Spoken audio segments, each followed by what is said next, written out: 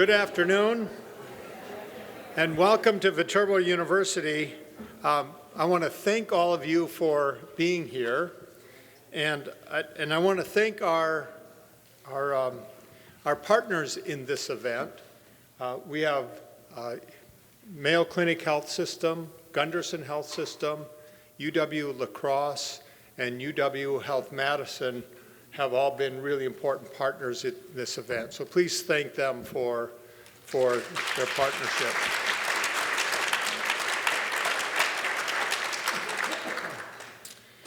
My name is Rick Kite with the D.B. Reinhart Institute for Ethics and Leadership, and we were asked to host this event, which of course we're delighted to do because something like this illustrates the importance of ethics in our community. Some people think of ethics as mostly a matter of rights or obligations or rules that we have to follow. But ancient philosophers always thought of ethics as mostly about how do we live a good life? How do we live a flourishing life? And a life like that starts with gratitude. For several years, Herb Hiley, who was a heart and lung recipient, was working for our advancement office, and he had an office right next to mine in the Reinhart Center. And every day I would see Herb, and he was so happy, so full of gratitude. I would see him and think, this is just a walking miracle. And we live in the age of miracles. And it's really remarkable. All it takes is a willingness to participate in the gifts that we're able to give to one another. And so we're going to hear some amazing stories today. They're going to be inspiring stories and some hard stories to hear. But this is life. This is life. We participated with one another. We both give and we receive. And this is, for me, this is the heart of ethics, is understanding like the depth of meaning that we can give to one another and how we build one another up to create a flourishing community. We've got a really interesting program here, and our moderator for the event is the always affable Jennifer Livingston from Mayo Clinic Health System. Jennifer, go ahead. Thank you. Thank you so much, all of you, for spending your lunch hour with us today. And it is just my honor to be able to sit up here with three women who have walked or are walking the journey of organ donation, and each have a different story to tell today about their experience with the gift of life. And I am just honored to be able to introduce you to, first up to my left here is Maria Roswell, who I think is a beacon of courage and compassion. I worked with Maria at Channel 8 for more than 20 years, and I remember the day when I found out that Maria's husband died, and you are going to learn today about Maria's incredibly brave decision to donate her husband's organs. Through her act of kindness, countless people are living today because of that, and we'll learn more. Next, we have Beth Erickson, and you just heard Rick talk about the heart of ethics. And Beth is a heart recipient. Beth is a testament of the transformative power of organ donation. She received the heart, which again is not just a physical organ, but it is really a symbol of hope and resilience. And we are going to learn more about the unwavering generosity that she received. And lastly, we have Jennifer Service. And Jenny, whose presence here today symbolizes the thousands of individuals who are awaiting the gift of life. Jenny's resilience and her patience and her unwavering spirit serve as a poignant reminder for the urgent need of organs. And we're going to learn about that today as well. So please help me welcome our three guests today.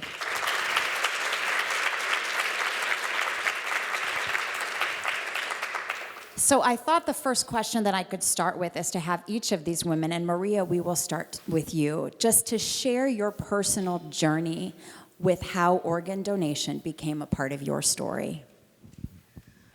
Well, it all started when my husband was supposed to have picked up a grandchild from school, and my son called me later in the day and he said, "Where was he? He was supposed to pick up Max." And I said, "Well, something's happened. He knew he was supposed to get him. And I said, we need to go out in the woods, because I knew that's where he was, and look for him. It was an extremely warm day in March.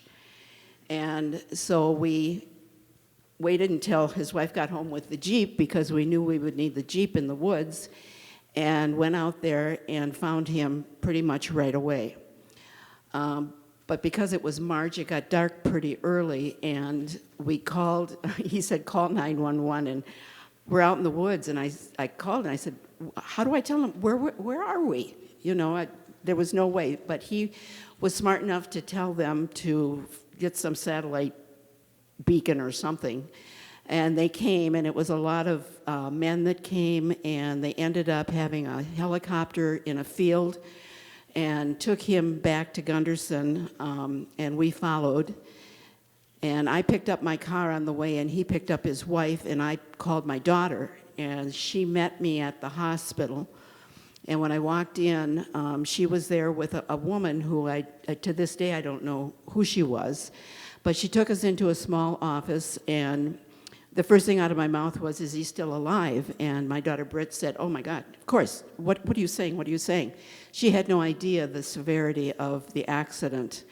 But this woman did something that I will never forget. She handed me his wedding ring, and I immediately said, I don't want that. Why are you giving me that? He's not dead. Why are you giving me this ring? And she said, well, because they took it off of him and we don't want it to get lost. He's still alive. It's okay. It's okay. So then she took us upstairs to a room that was not in a big area where I know they have at Gundersen, but they have a smaller room, I suppose, for incidences like this. And my son was there with his wife, and my daughter said, well, should we call my sister who was in town? And I said, no, it's way too late, she'll be in bed. She says, Mom, it's only about 8 o'clock. It just seemed like forever. The time just kind of stopped. And so pretty soon, I don't know how it happened, but all these family members were there. Her son, my niece, her boyfriend, who happened to have been a nurse practitioner at Gundersen. And the anesthesiologist came out and talked to us. And it was my understanding that they were going to be doing surgery to relieve the pressure on his brain. And at one point, he said, the surgeon will be out to talk to you. And at one point, I said, well, I need to use the restroom. And so my niece's boyfriend, the nurse practitioner, said, let me show you where it is. And on the way, he took me aside and he said, I want you to know that this is a very, very serious accident. He had been talking to some of his colleagues there, and so he was warning me, preparing me, and I am so grateful for that, because then I had a few minutes to myself to kind of collect myself. And then the surgeon did come out, and one of the things I will always be grateful to him for is I was sitting down, and he came down to my level and talked to me eye to eye, rather than me having to look up to him. And he gave me the predictions, the prognosis, and it was not good. And at the very end, he said, you know, your husband would be a candidate for organ donation. And it was like I took this big sigh of relief, and it was like a weight had been lifted off my shoulders. And it just seemed like it was okay. And I said, oh my God, yes. But I said, do I have to make up my mind right now? I need to talk to my children about this. And as I'm talking to him, I looked across, and my daughter-in-law was there, and she had tears in her eyes, and I realized that her father, just a few years before that, had been the recipient of an organ. And I thought, how can this be? Her father got one, and my children's father had the opportunity to give one. And so he said, no, you don't have to rush into the decision. You know, take your time, talk it over with family members. And so I did, and they were all on board with it, my children. But I made it very, very plain to them that the ultimate decision was going to be mine. I didn't want them at any point later on to have any regrets that what we had chosen was not the right choice. So that's how that all came about. And so then a few days later, some friends had come, and we were having lunch in the hospital cafeteria, and I reached in my pocket and I said, look at what they gave me. They gave me his wedding ring. What am I supposed to do with this wedding ring? And a friend of mine said, you're supposed to wear it. And I have it on now. I wear it, I wore it for the first year every day, but now I wear it for special occasions. And it just kind of makes me feel closer to him. So that's kind of my story. Thank you. And I have a couple of follow-ups for you, but I'm gonna move to Beth right now because Beth's journey is completely different. And I would like you to share your experience with how you became a recipient. I'm going to be brave and take my mask off, which I'm not supposed to do in large groups. So, but because this is important, I want to do that. So I am a childhood cancer survivor. I had Ewing sarcoma, bone cancer at age 7. And at that time, I was treated for 2 years. And some of the medication, the chemotherapy, weakened my heart wall muscle. And then in addition, I had a bicuspid aortic valve, which was congenital. And so that was kind of a hot mess waiting to happen. And so when I knew I had heart issues, and so I was always followed. And then it would have been 2019, all of a sudden I had this urge to go to Disney because my son was going to be playing in the band. So I took my daughter, who's here today, and I said, let's go. And so we went to Disney. I wasn't well. I was using a wheelchair. I was with my sister who had been in a Disney parade, or the Disney, I should say, something else with Disney, a few weeks prior, and she had been sick, sinus infection, but they never figured out what. And then got home from Disney, and exactly a week after getting home, on my birthday, December 7th, I got really sick. And I said, let's not celebrate my birthday. I just need to go in. So we went to the clinic. We decided it was probably influenza, got treated for that. The next day I was worse.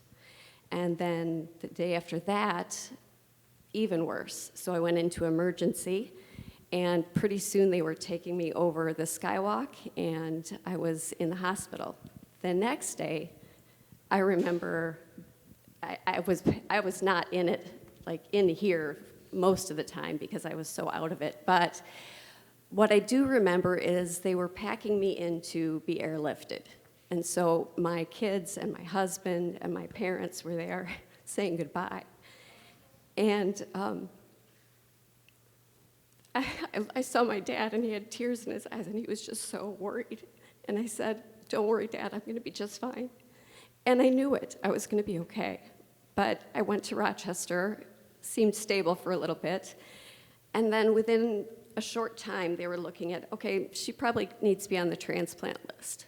And then pretty soon, my organs started failing. I was on dialysis, which if you've ever had to be on dialysis, you never want to do that. It is cold from the inside out. So, but I was on dialysis, and then all of a sudden, I got a phone call in the hospital, and I just wasn't going to answer it because they kept telling me I couldn't eat, couldn't do anything. And the nurse came and said, you got to answer the phone. And I said, I don't want to answer the phone. It's just going to be the food order, and I can't eat today. And the nurse said, answer the phone. So I said, fine. Picked up the phone, and they said, you have a heart. And that is such a strange feeling to get because you know someone's going to die to give you life, to give you a second chance. My husband was panicking. He was like, what's going on? Because he couldn't hear the other line. He's like, what's happening?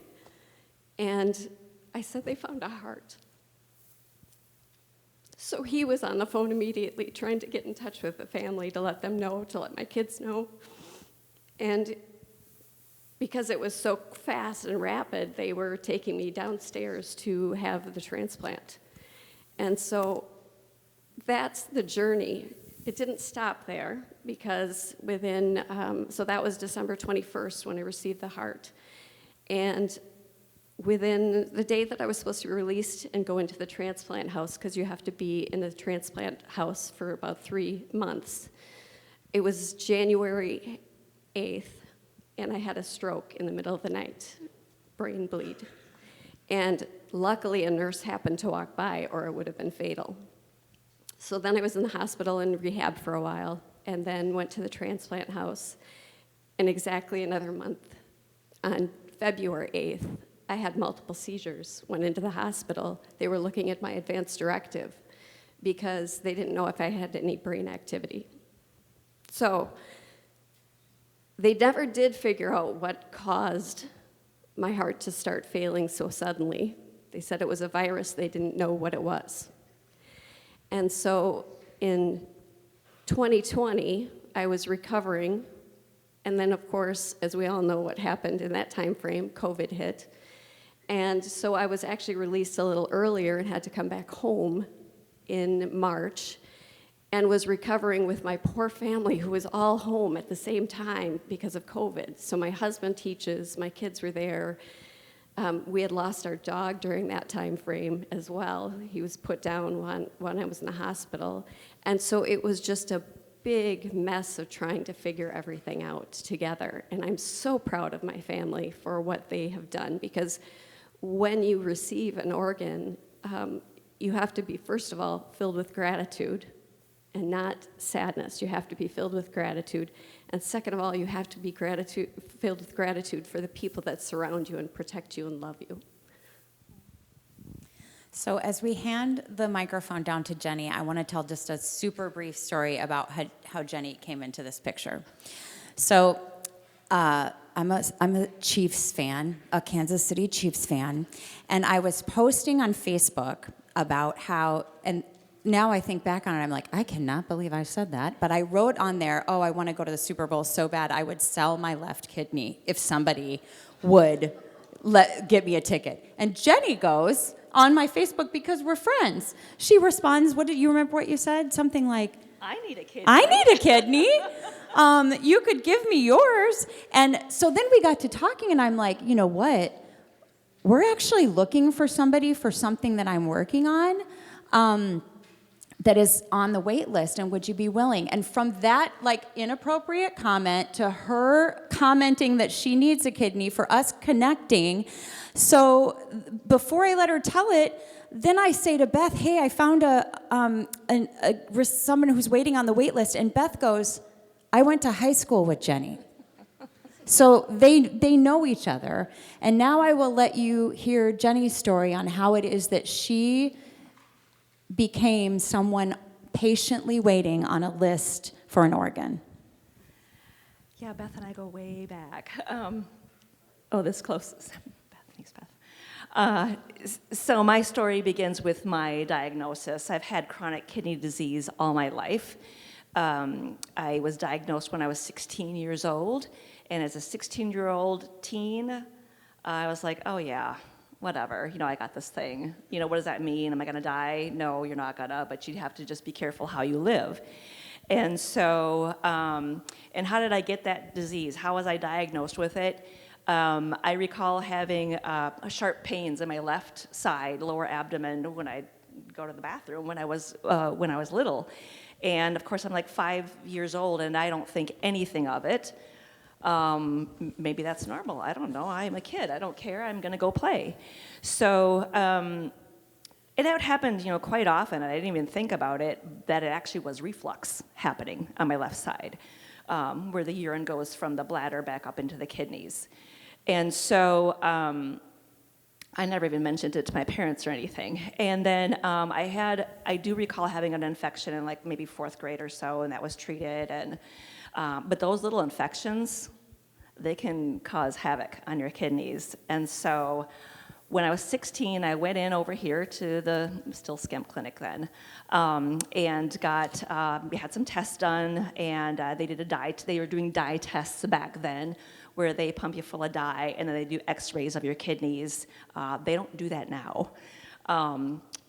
But when they did that, they found, they said, okay, yeah, she has kidney disease. We discovered this, but not only does she have kidney disease, but she has only one kidney. I had a right kidney, but my left kidney atrophied at some point.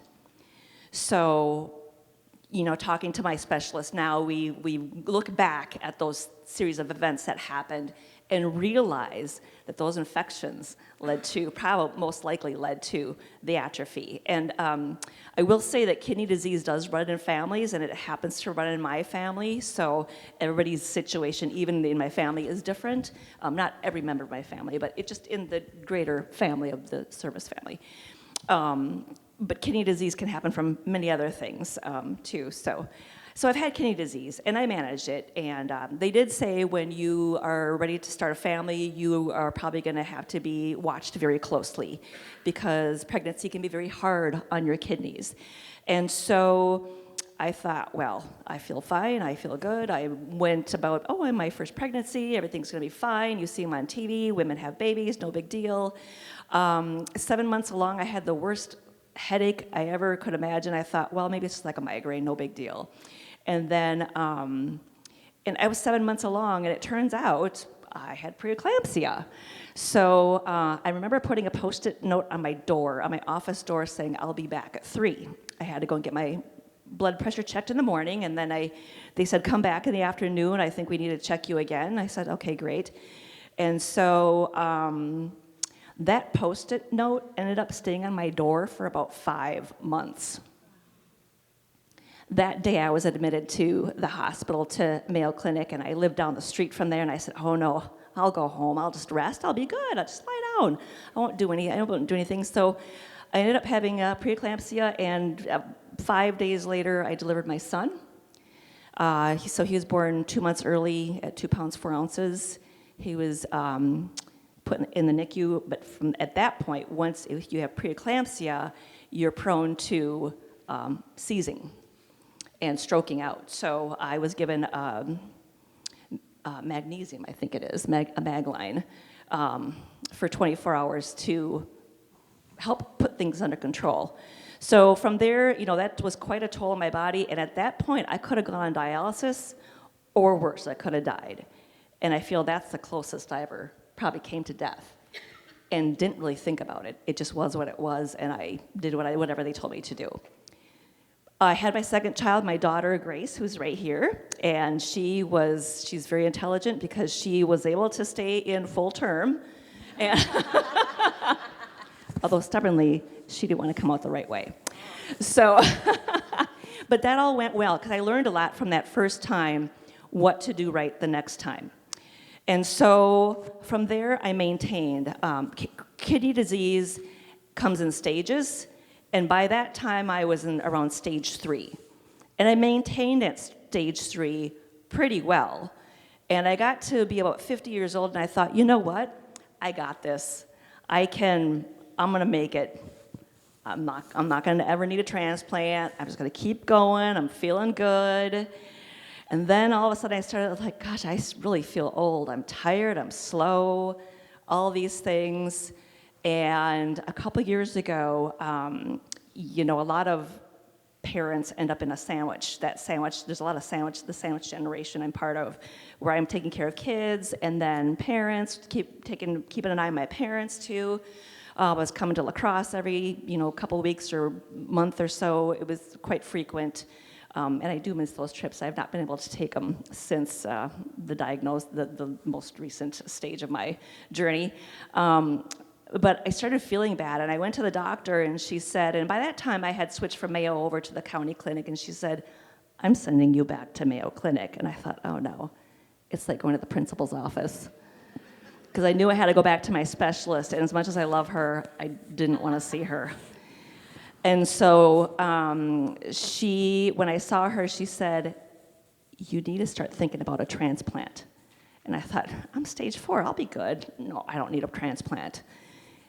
But the minute they say you need to start thinking about a transplant, you start thinking about your existence. And what does that mean in terms of your mortality? And what does this mean? I have kids, I have family. I have a husband, we're gonna retire together, we have dreams, my kids are gonna be, they're teenagers, they're gonna be going off into the world. Who's gonna be there for them? I mean, granted, everybody else will be there, but I have to be there. So we ended up, so I didn't know what all that meant, but then they said, okay, we need to have you come in and get you tested to see if you're ready for transplant. And yes, getting tested for transplant and being ready for transplant is way different than actually having the transplant and finding the donor and getting a transplant. So that all happened very quickly, and that was just last December where we did that. It's very emotional because you don't know if you're ready. You think, gosh, I'm so sick, how could I possibly be ready for a transplant?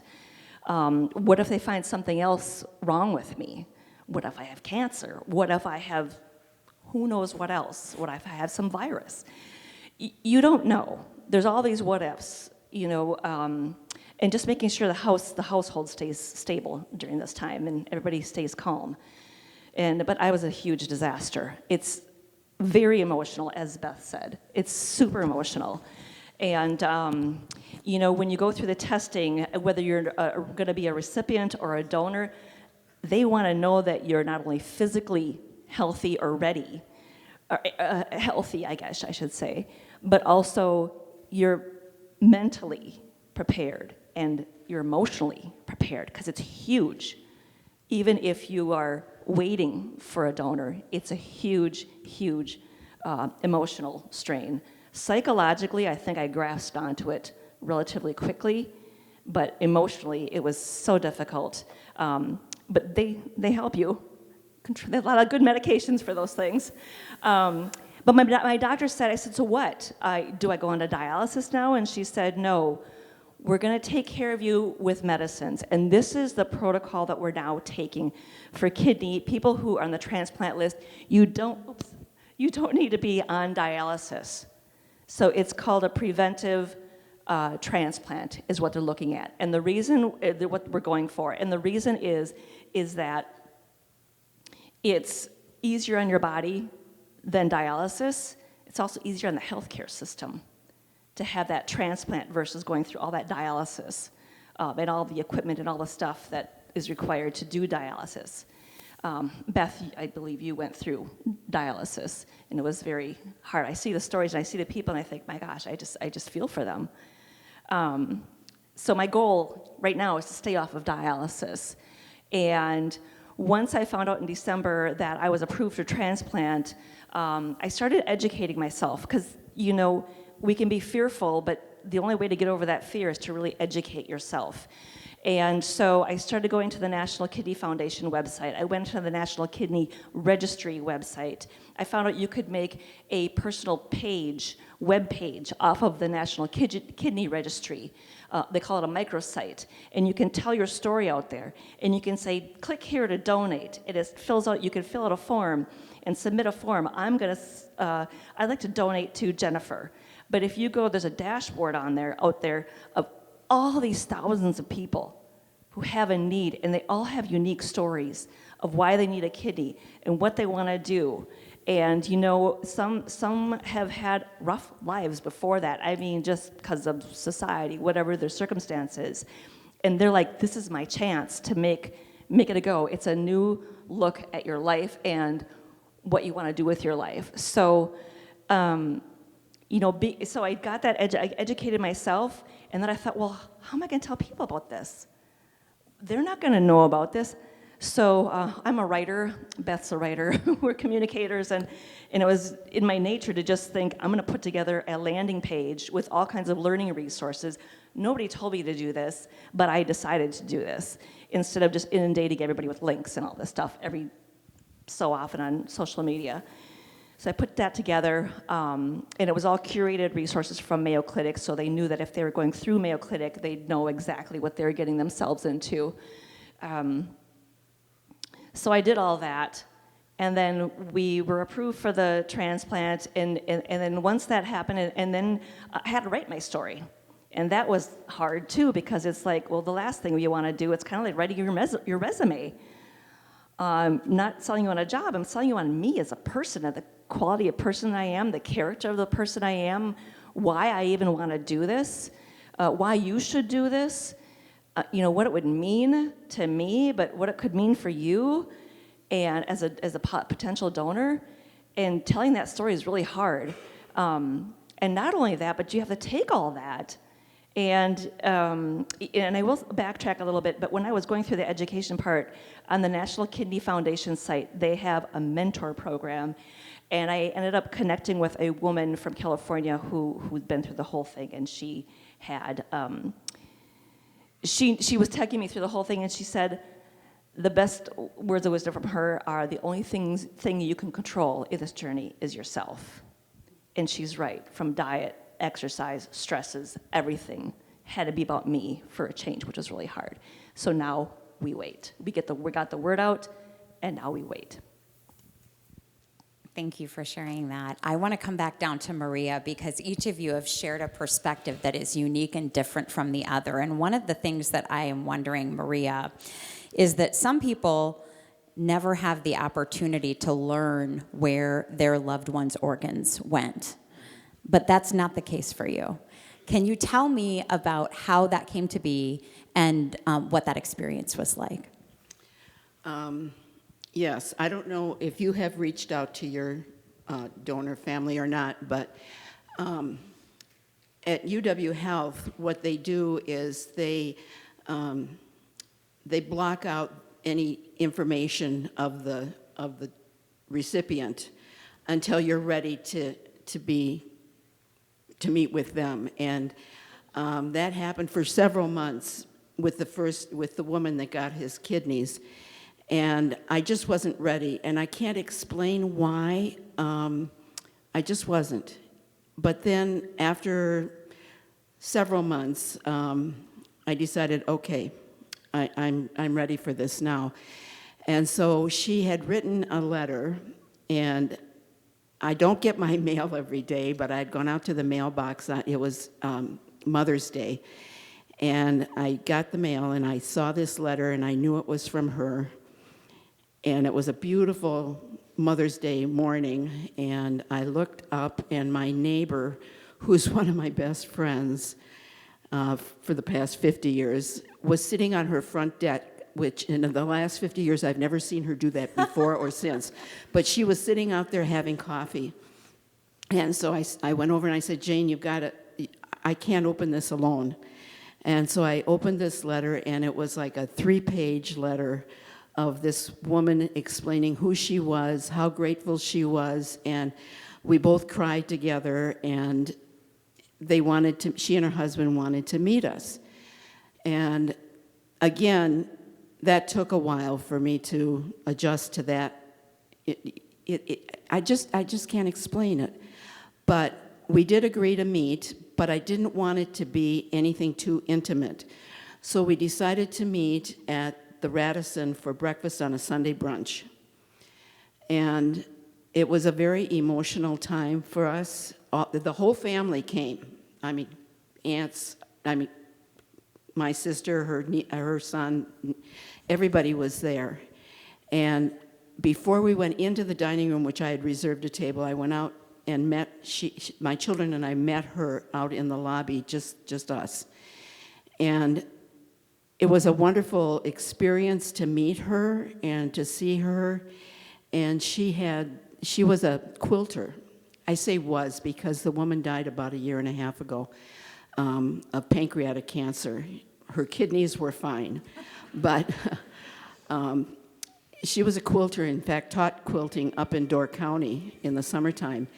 And she had made me this beautiful quilt that I have hanging over my fireplace.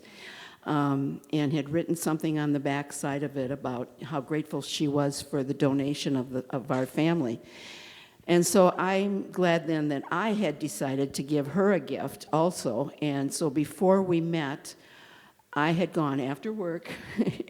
I would go to the paint place downtown, and I wanted to give her something from the pottery place. And so I picked light switches, dual light switches. And I spent weeks after work painting all of these different light switches, and I gave one to everybody in the family. And I wanted it to be symbolic of when one light goes off, another one goes on. And so I had that for her, and I also gave her, a box of pictures of Carl. I thought she might want to see what he looked like, and also his obituary and something about his life, where he was from, and so on. So we became quite good friends. She lives in Madison. She and her husband lived in Madison. And then not too long after that, and I hadn't heard anything about the liver recipient, and I thought, well, maybe that was a harder organ to donate. But finally I heard from him, and it was a man from a little town called Anago, which is where my son-in-law is from, and actually there had been some connection between the two families up there. But he also wanted to meet with us, and he also came down to La Crosse and met with the whole family. And I just, every year, and just in the last couple weeks, got an email from him, nice long email, filling me in on everything that's happening in his family and how grateful he is that he was able to send me this email because of his being able to be alive.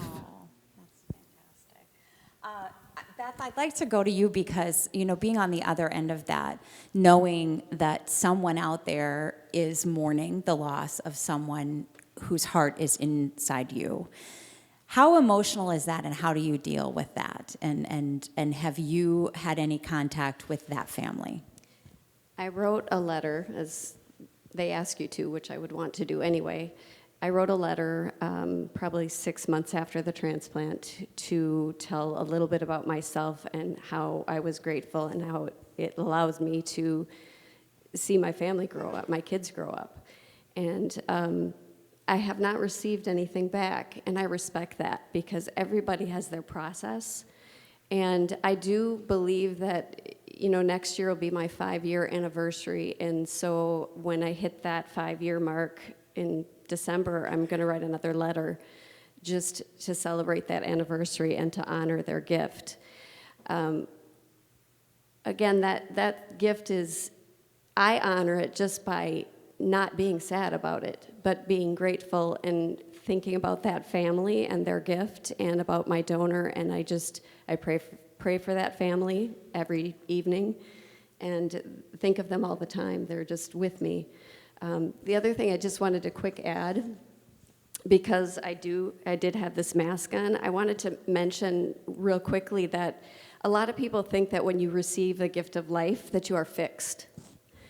You are not fixed. None of us are actually fixed, right? We all think about that. But we're not fixed when we receive the gift of life. It comes with a lifelong commitment to take care of yourself, to take anti-rejection meds and other medications that you have to take on a cycle. That can affect what you eat.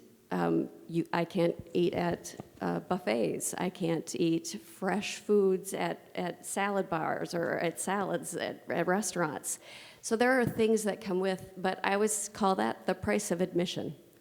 And I'm willing to accept the price of admission for the gift of life that someone graciously gave me. Jenny, how do you deal with the waiting game and something that is so out of your control? I don't know what kind of personality you have, but is it super difficult to not have any control over this? So going back to you can only control what you can control, and that is, it rings loud and clear every day. I take it day by day. You hear about people who are waiting 5 years. If you're in the deceased, if you get a deceased donor, you'll wait 5-6 years just for somebody to die before you can get a kidney. The living donor tends to go a lot faster, but even then you wait, and you hope your body can hold up during that time. And of course I have things that keep me from working or keep me from, I can't work as much as I used to just because of some of the symptoms that I'm dealing with. But it's day by day. And Beth, I've heard gratitude mentioned a couple times. I haven't even received a kidney yet, and I am so grateful. I've never been so grateful for the people in my life. You know, and part of it was just sharing my story and getting my story out there. People I didn't even think would want to hear my story are sharing my story. Strangers were sharing my story on social media, and I was so overwhelmed by that kindness and just grateful. So we have about 2 minutes left before we have our next and final speaker come up. So in about 30 seconds or less, and Jenny, I'll start with you. Why would you encourage and give someone advice for signing up to be an organ donor or for considering being an organ donor? I think it's this they called it the gift of life for a reason. It's not only are you giving life to somebody, but that somebody's receiving that gift, but you're giving it, and that is the hugest gift. We all know that when you help somebody and give to others, you feel good, and that's huge. And it's the one thing that brings us together is an organ donor donating organ over anything else that divides humans or divides people. For me, I would say that don't swallow the myth that people put out there. So I have a relative, not my brother who's over here, not my cousin either, but I have a relative who won't sign their donor organ card because they think that their organs are going to be harvested early. Not true. So think about it as a gift that you don't need those parts anymore when you pass. When you're alive, there's still tissue and other things that you can donate. So whether you want to be a living or deceased donor, it's a thing that will impact you and the gift that you give to others for the rest of your life and their lives. I guess if I could give any advice at all, it would be to sign up. And even though you do sign up doesn't mean that you're automatically going to be a donor. Only about 3 or 4% of the people die the right way. You have to either have a brain death or a circulatory death. And so it's so important. That's why there's so many people on waiting lists, is because you just don't die the right way. But we are all going to die. So I guess my advice would be to, if you feel comfortable with it, to go ahead and sign up. And I'm also would like to say that I'm very, very grateful to the UW Health. I'm on one of their boards, and I have learned so much about organ donation. I just can't tell you. It's been a wonderful, wonderful experience, and it's a great organization. That's an excellent transition to our next speaker. But first, I would just like to thank all three of you for your willingness to be here and to share your stories today. So how about a round of applause for them?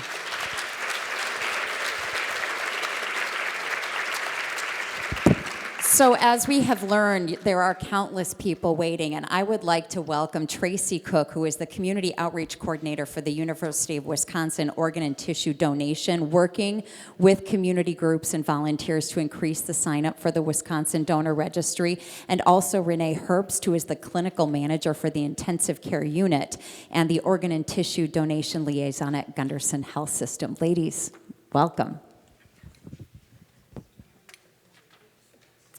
Ooh, tough act to follow there. So grateful to be included in this amazing group of advocates, donor families, recipients, waitlisted folks, because statistics don't stick, stories stick. And as we can see on all the signage, April is Donate Life Month. So we've had lots of activity around the state trying to encourage people to talk about this on a normal day when everything is hunky-dory, because at that moment of crisis, that is not the first time you should be visiting this conversation, right?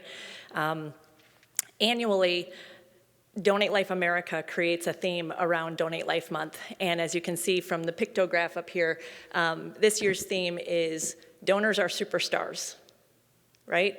And as Maria alluded to, it doesn't happen nearly as often as we think it does. There's so many reasons people get ruled out. They don't die the right way, they've got some medical contraindication, So it's just really rare. And when you can be that one to sign up and say, if I can donate, I will, that just gives so much hope to those on the wait list. Gives them the reason to keep fighting and trying and holding on. At UW Organ and Tissue Donation, we work exclusively with deceased donor heroes and their families and the hospitals that care for them. So Mayo and Gundersen here in La Crosse specifically. And as you can imagine, most of the reasons that folks are able to donate, that they die the right way, is because it's often sudden and tragic. It's the brain bleed. It's the fall. It's the car accident, a cardiac arrest where there's so much downtime that not enough oxygenated blood is getting to the brain and now they have brain damage. It's the overdose or the drowning. It's never good. And we get notified by the hospital when these conditions crop up. And our job at that point is twofold. Oftentimes these patients are referred pretty early on when they're still being fully treated. And it's not that we're sweeping in and taking over and saying, oh, stop all the pumps and presses because we're going to save somebody else. No, it's our indication to see if there's any reason they shouldn't be a donor. It's our time to be able to look up into their medical history to see if there's any reason that would prevent them from being that life-saving chance for somebody else. But it doesn't mean that treatment stops. Treatment absolutely continues until all efforts have been exhausted.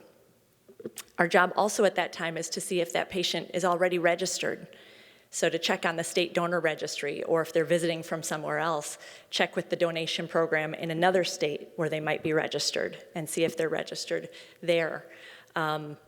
Because that just determines who makes the decision. If a patient has already registered themselves, that's their legal consent to be a donor if they're in that situation that they can be. If not, then their family would make that decision on their behalf. So once we get that call, we do those checks, and then we sit and we wait. And we hope that the great teams at Gundersen and Mayo can turn things around. And if that turns out to not be the case, if they've done everything possible to turn things around and it's not successful, then we get involved again. And we find a time with the care team that the family is ready to have that end-of-life conversation. And we bring somebody on site to help with that conversation and share with them if their loved one has made the decision already or not, or if it's their decision to make. Then we work on testing and doing a little deeper dive into seeing how those organs are functioning and what kind of output they've got, and see if there's anything that we can do medically to help tune them up even better so that the folks that would be on the receiving end of that phone call can get the best organ possible. Our job is also to check with the transplant centers and work with the UNOS program. UNOS is United Network for Organ Sharing, and they're the ones that manage the national wait list. We don't have to play God. There's an algorithm in place that helps with each organ that gets placed. And so we're working tirelessly to see who is at the top of the list for each organ that's transplantable and see if we can align all those surgical teams to arrive at the same time at the same OR and make that happen. We're also consulting with the tissue and eye banks and letting them know about this donor hero so that they can do their own evaluation, because just because you're a candidate for one gift doesn't mean you're a candidate for the other gifts, and we just need to coordinate and make sure everybody's aware and can make their determinations of what's medically suitable to donate. And then finally, we schedule that OR time. We work at the hospital, we work with the teams that would be recovering those gifts, and then it's time to say goodbye. Once the donation happens, that's kind of the beginning of our relationship, because we're able to work with these donor families for about a year afterwards. We're calling them within about 2 weeks to let them know which gifts were transplanted versus used for research or education.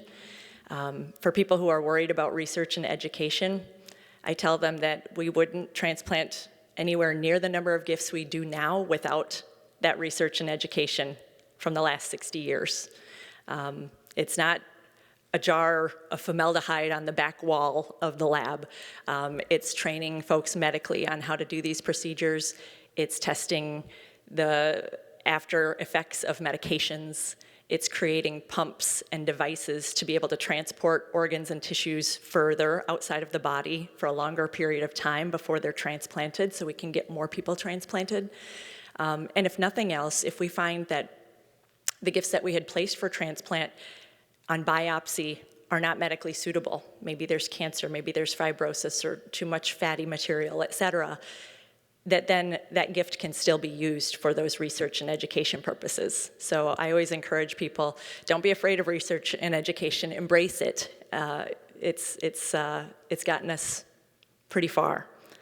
And like Maria said, not all of us die the right way. And so just don't be worried that you're too old or too broken. It's not our decision. On the medical side, it's the transplant team's determination of what's a candidate for donation, what gifts are transplantable. So if you're willing, sign up, tell your family. I direct people to go to organdonor.gov. Because that is nationally, shows you a map of every state in the country, and you can just go to your own donor registry by state and sign up. And just know that here in Wisconsin, the registry numbers have dropped in the last few years. I don't know if it's because of COVID. We do know that driver's education is not mandatory for anyone over 18. So as teens are maybe waiting to pursue that driver's license because it's costly or because it's just not convenient for their schedule or for whatever reason, they don't have to have the mandatory curriculum that we share about organ, tissue, and eye donation. So it could be a bit of that. But just know that anybody can sign up. Age, health is irrelevant. You can sign up as soon as you're 15 or more when you can sign up for that temporary license. So that's all I have to share, but Renee will come up and give us a little more detail about what it's really like in the hospital.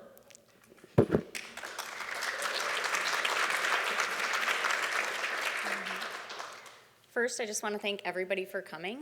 One, I appreciate you coming to learn more about organ donation because it does help people who receive that gift. Like I said, very fortunate. It helps people that are on the waiting list. And also for everybody who came and shared their story, because I know that that is not an easy thing to do, and it's not an easy thing to do in front of a lot of people. So my name is Renee Herbst. I am the clinical manager at Gundersen, and I have the privilege of actually leading our organ donation team for the organization. We partner very closely with UW. They literally guide by the side when it comes to organ donation. Couple things that I'm here to kind of address, like Beth had mentioned, one of the myths talking about, the potential that your organs are going to be procured early. We do notify our organ procurement when certain clinical triggers are met. Our goal with that notification is to always close that referral. We always want people to leave the hospital, return to what their life was, but reality is that does not always occur. And so as we walk through that path together, we are trying to support the families in those decisions as well, because if you are ever put in that situation, it is not an easy decision. A lot of it has to do with the grief, the high emotions, the surprise, or the unexpected situation that led them to that decision. So our goal at our organization is to treat the patients, support the family, and then really meet them where their decision is or what they decide to do. A couple things that really hurt us. TV is something that hurts organ donation. It makes it seem like it's something that happens overnight. It's not something that happens overnight. Time can be a wonderful thing for people, meaning they get that extra time with their loved one. It can be 3 to 7 days, but time can also be something that is very difficult for people. We start those referrals early so that we can start to decide, are they eligible for donation? So then when that time comes for end-of-life discussions, whether it's the prognosis, what the patient would want, we have all of those facts kind of in line so that we can present those options to families. Again, that presentation or having that discussion is something that we partner with UW Organ and Tissue Donation to have, so that we can answer people's questions, so that we have the knowledge aren't surprised by anything, can tell you what it looks like, can tell you what the options are. And again, at that time, it's options because unfortunately things happen where things get ruled out or ruled in. And our goal really is to support that patient, but also support that family through that. Length of donation, like I said, 3 to 7 days is really when we're working to find the appropriate recipients, set up the OR times, prepare family. We try really to focus on the family and focus on that patient. Some of the things that we do at our organization to help with that is we do our honor walk. What our honor walk is a partnership with that family to allow people that are important to come and line our halls while that patient is brought to the elevator to go to the OR, to go to our centralized recovery center. We also do a flag raising ceremony with each of our donors where outside of the organization we have the flag poles and we'll have security or a family member if they designate that to raise that flag in honor of that donation or the gift that that person is giving. Learning, or thing that I wish everybody would do, is to talk to your family about what your decisions are. So if you do register, have that conversation as well, saying that this is what I want, and then also provide the education that you obtain, because again, sometimes people think being a donor means, okay, we decided to be a donor, it's gonna happen, we're gonna wrap this up, and that it's just not, it's not realistic and it's not what happens, and it catches people by surprise.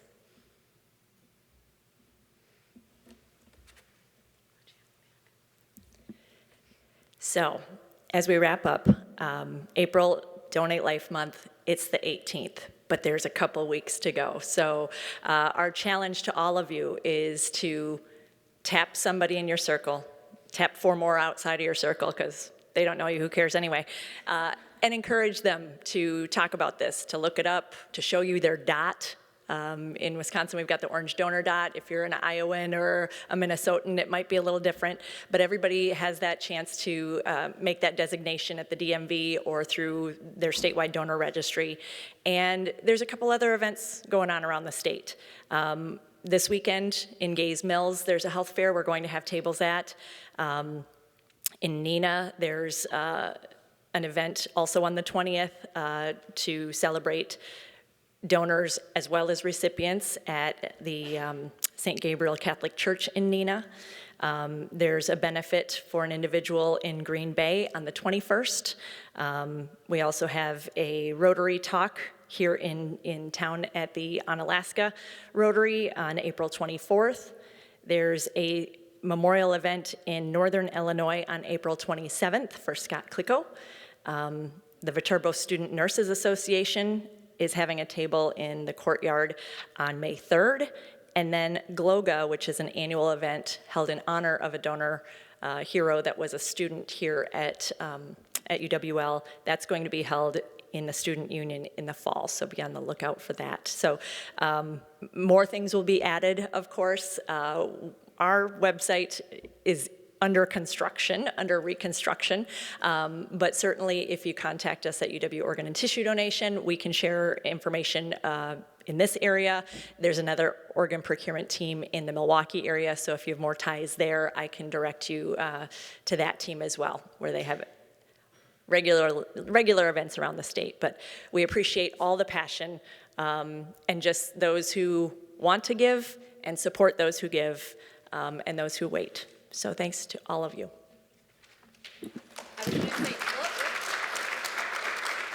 I was just going to say that I think our 3 panelists will be around for a few minutes if anybody had any additional questions that they wanted to ask them. And we have tables over there with information you can walk away from. There's some goodies as well, pens, all sorts of things. I think Renee will be there. Mayo has somebody over there, and UW Health. So please feel free to mingle, ask questions. But thank you so much for your attendance. To our 3 panelists that were up here, again, we say thank you. And a special thank you to Beth Erickson, who was really the brainchild behind this event. So thank you to Beth for really coming and bringing us all together.